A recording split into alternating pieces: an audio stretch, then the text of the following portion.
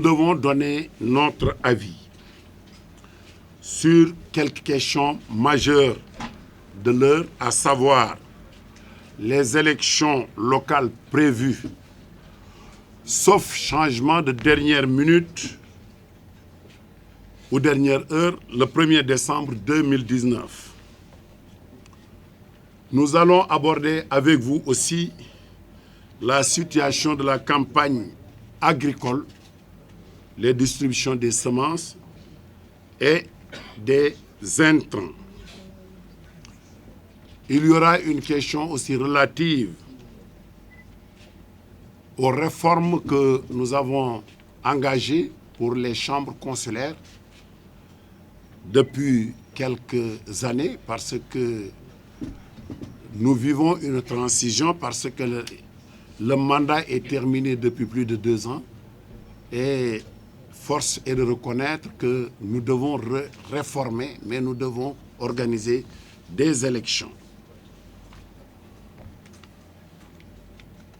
Pour les élections locales, je réitère ici avec force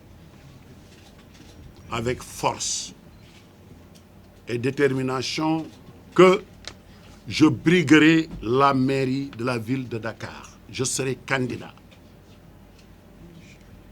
Inch'Allah, si Dieu me donne vie. Je n'exclus pas une concertation avec ma famille politique, l'APR. Pour cela, je vais entreprendre une démarche pour échanger avec le président de mon parti, le président Macky Sall, pour lui présenter ma candidature et demander son soutien. Pourquoi je le fais? Je pense qu'il doit me rendre l'ascenseur. Je ne suis pas candidat pour une présidentielle. Je ne suis pas candidat pour la création d'un parti politique. Je vis mon dernier mandat de député. Je ne me représenterai plus pour être député ou président de l'Assemblée nationale. Pour répondre et couper court, pour ceux qui me donnent peut-être la chance, si Dieu le veut, de remplacer peut-être le président Macky Sall, je ne suis pas dans ça. Je ne peux pas être président du Sénégal. Ce n'est pas dans mon agenda, ni dans mon programme. Donc je dois le dire clairement pour que les gens quand même puissent avoir la générosité et l'honnêteté de m'extirper dans ce domaine. Je ne suis pas candidat. Je ne suis pas candidat pour la création d'un parti politique. Je suis à l'APR, je soutiens le président Macky Sall et je souhaite qu'il puisse terminer son mandat dans le bonheur et qu'il puisse céder la place à un membre qui sera désigné peut-être par l'APR que nous soutiendrons. Pour cela, je voudrais vous dire que j'ai 64 ans et 7-8 mois. À la fin du mandat du président, j'aurai 69 ans. Est-ce que je devrais m'engager pour créer un parti, faire le tour du Sénégal, de la diaspora et me battre pour des postes de président de la République? Je dis non. Ça doit être clair pour tout le monde. Je ne me représenterai plus. J'ai fait 4 mandats en dehors de Iba Der Thiam et Feu Christian Valentin. Je peux dire que je suis le seul Sénégalais qui a eu 4 mandats, élus 4 fois par les Sénégalais pour les représenter à l'Assemblée nationale. S'y ajoute, je suis le seul député aujourd'hui de la CEDEAO à avoir été élu 4 législatures au Parlement de la CEDEAO. S'y ajoute 3 ans de 3e vice-président et 3 ans, et 6 mois, président de ce prestigieux Parlement. Je voudrais vous dire, j'ai rencontré il y a 2 jours le président de la République pour faire l'évaluation de mon mandat. Qu'est-ce que j'ai fait? qu'est-ce que les 320 millions d'habitants attendaient de moi. Est-ce que j'avais la capacité intellectuelle, morale et ce génie de pouvoir rassembler 115 députés issus de 15 États, dont 35 sénateurs et parlementaires, c'est-à-dire assemblée nationale d'un pays aussi stratégique que le Nigeria. Je dis oui. J'ai fait ce qu'aucun président. J'ai remplacé 3 présidents sur le plan intellectuel, un professeur agrégé en médecine. C'est le premier président du Parlement, Ali Nouhoum Diallo, professeur, qui a été destitué à 1 an de la fin de son mandat. J'ai remplacé le premier président élu démocratiquement du Niger, Mahaman Ousmane, qui cumulativement a occupé le poste de président de l'Assemblée nationale du Niger et président du Parlement de la CEDEAO. Il est leader de parti et il est actuellement député du Niger. J'ai remplacé un docteur en droit, avocat de surcroît, Ike Ekeremadou, vice-président pendant 2 législatures du prestigieux Parlement du Nigeria, qui a cumulé ce poste avec poste de vice-président et qui est actuellement sénateur du Nigeria. Quand je suis élu en 2016, février, en 2016, j'ai pu réaliser, grâce à Serigne Touba, grâce au génie des Sénégalais, ce que les 3 n'ont pas pu faire en 3 législatures. Je parle à la presse, il y a des Sénégalais qui ont fait ce Parlement.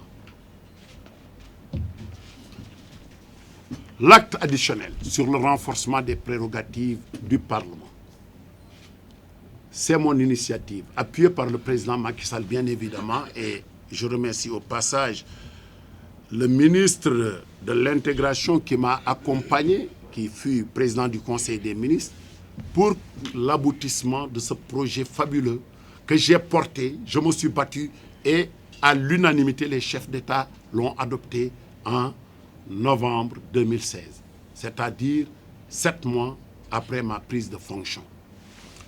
Ce qui m'a permis de pouvoir dérouler un programme. Le programme, c'était quoi? C'était accélérer le processus d'intégration. Le programme avait été validé et du budget de 11 milliards que j'ai trouvé, j'ai porté le budget à 17 milliards et le budget avait été accepté par la conférence des chefs d'État. Ce qui m'a permis de multiplier par 3 les activités du Parlement. Dans le cadre de la diplomatie parlementaire, notre parti et Parlement est connu à travers le monde. Nous sommes le Parlement supranational le plus en vue, sauf peut-être le Parlement de l'Union européenne, qui vote des lois à travers le monde, je dis bien. C'est ce Parlement que je dirige avec bonheur et je vais terminer mon mandat dans 6-7 mois. Je pense qu'en sortant de ce Parlement, j'aurai les plébiscites de tout un peuple. Je le pense bien, le Parlement. Ce n'est pas des discours, ce n'est pas « je suis professeur agrégé », non. La gestion, ce n'est pas cela. Non, je suis très désolé. Donc voilà ce que j'ai fait. J'ai essayé de mettre en œuvre la vision des précurseurs de la CEDEAO. Parce que depuis 2000, le Parlement existe. Mais le Parlement maintenant est connu de tous. Je voyage souvent avec des journalistes qui connaissent ce que nous faisons et l'appréciation que mes pairs ont de ma vision et de la façon de faire de Moustapha Cissé Lo. L'autre problème que nous devons aborder, c'est le problème de la campagne agricole. bien évidemment, il y a des difficultés. Malgré les efforts incommensurables du président Macky Sall, qui a injecté beaucoup d'argent pour soulager les souffrances des agriculteurs. Pour cela, je propose, après la distribution des semences et des intrants, qu'on fasse l'évaluation et faire l'audit. Pourquoi je le dis? Il y a des semences de bonne qualité, mais comment on distribue, à qui on donne, à qui on ne donne pas. Les opérateurs aussi qui sont sur le terrain méritent vraiment d'être audités, parce que c'est des acteurs. Ces acteurs doivent être connus de tout le monde, ce qu'ils font. Parce que nous devons accompagner l'État à mettre en œuvre cette politique de relance de l'agriculture. Parce que, sans me tromper, l'agriculture tire la croissance économique. Dans nos pays, si l'agriculture marche, tout marche.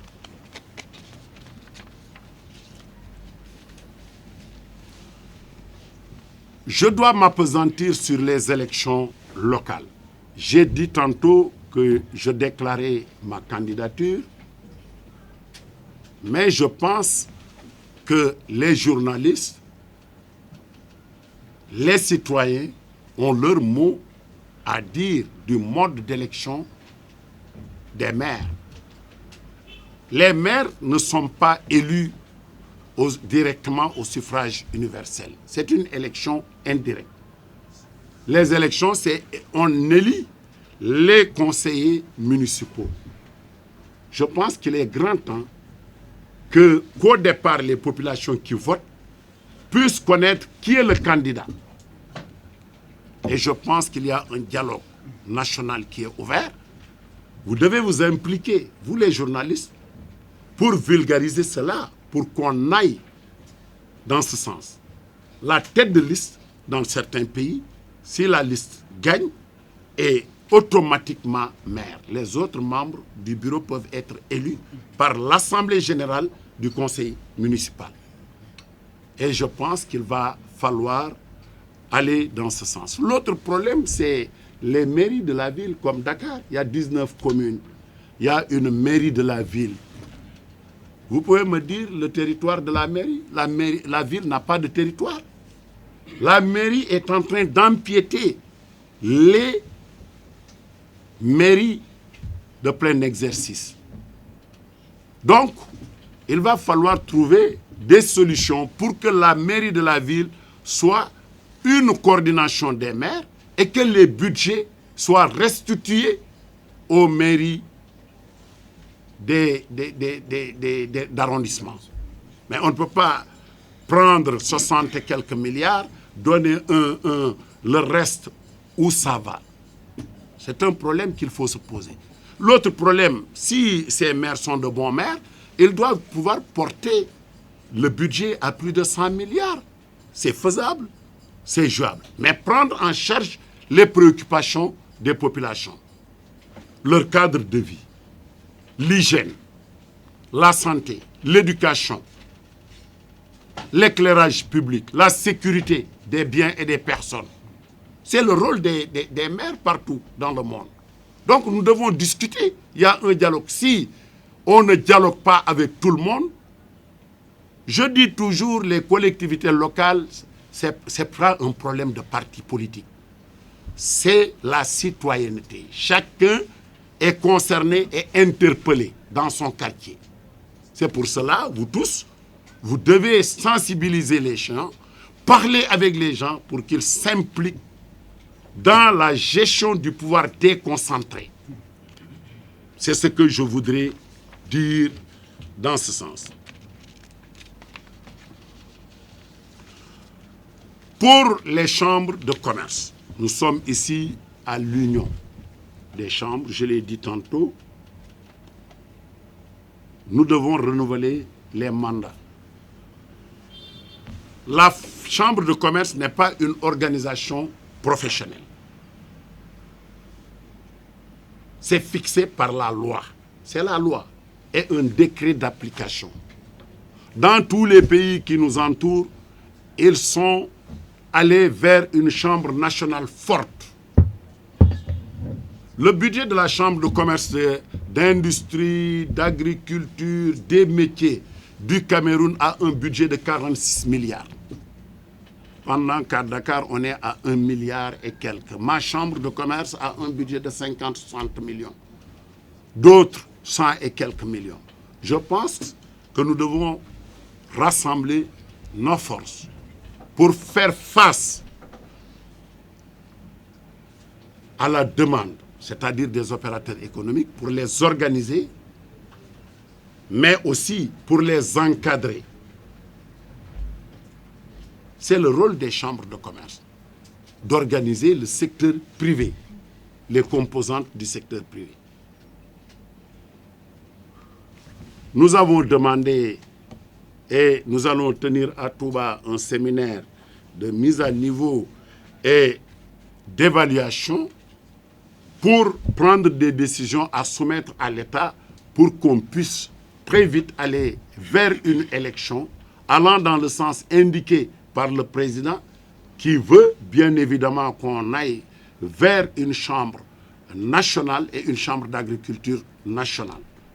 Donc vous devez aider de toute façon les opérateurs économiques à vulgariser cela pour que très vite nous puissions ouvrir les listes, aller dans le sens des inscriptions, aller dans le sens de rationaliser et de mettre en œuvre nos positions communes pour aller vers des élections que nous pourrons organiser avant 2021. Parce que nous sommes en 2019.